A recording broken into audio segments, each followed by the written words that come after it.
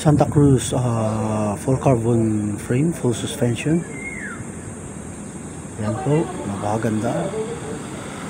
Dropper post na po yung Santa Cruz. Naka-equip po yan ng rock shocks, yung rear shocks. Yan po, naka-SRAM na rin po yung rear driller. Napakaganda po yan. Yan po, makikita natin yung linkage. Yan po, naka-dropper post na rin. Napakaganda po, magaan. Napakaganda ibanihap ang bike na to. Napakakinis. Yan po, kitang-kita. Yan, makikita natin ngayon yung stem. Yan, naka-equip po yan ng hydraulic brake, SRAM. Yan po,